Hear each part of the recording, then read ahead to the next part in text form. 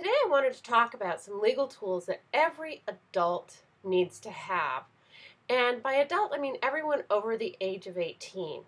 These tools are meant to make sure that you have someone to speak for you if a situation comes out where you can't speak for yourself. And generally we're talking about situations where you may be incapacitated, maybe due to an auto accident, or perhaps you've passed away. So the first document that everybody needs is an advanced healthcare directive. And what that document does is it allows someone to make healthcare decisions for you in the event that you're unable to make them for yourselves. And this is such an important tool. There was a big situation a few years ago with a young woman named Terry Schiavo, whose family ended up fighting because she just didn't have this very important tool. So it's essential that everyone have this. Now, the next tool that everyone needs is some way to manage your finances if you're incapacitated. And the primary tool that we rely on is a durable power of attorney. And that word durable simply means that the powers that are given in this document continue even if you are incapacitated. And so what does a durable power of attorney do?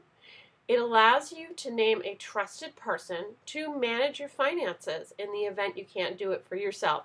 And that can be paying your bills, accessing your bank accounts, managing retirement accounts, whatever your financial world looks like. The next document that is really important to have is something called a HIPAA authorization. Now, HIPAA is a pretty new law, and what it does is it protects our personal healthcare information from prying eyes.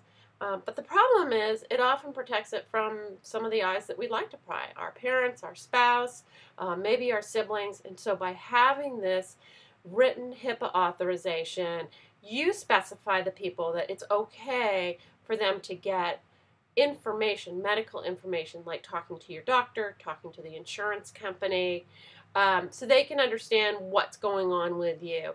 It's not a case of making decisions for you. That's in the hands of your agent under your healthcare directive, but simply a matter, a way to access that healthcare information.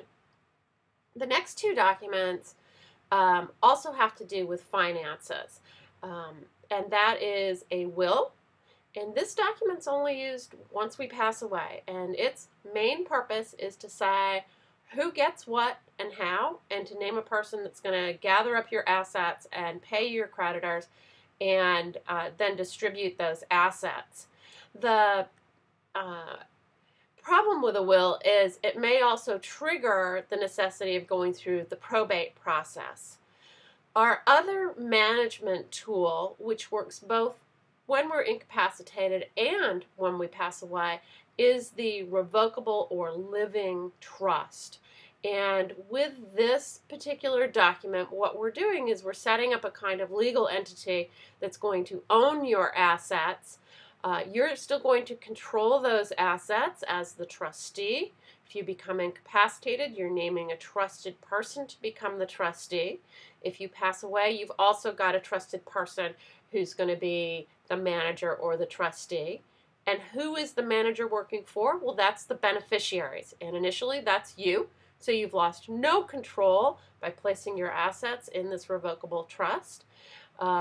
You've gained an easy way to manage assets if you become incapacitated.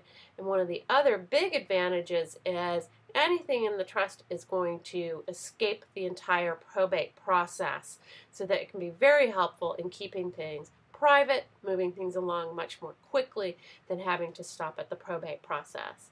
I hope this has been helpful for you, and if you want more information or are interested in working with me, I would encourage you to go over to my website. It's www.chubblawfirm.com, ChubblawFirm.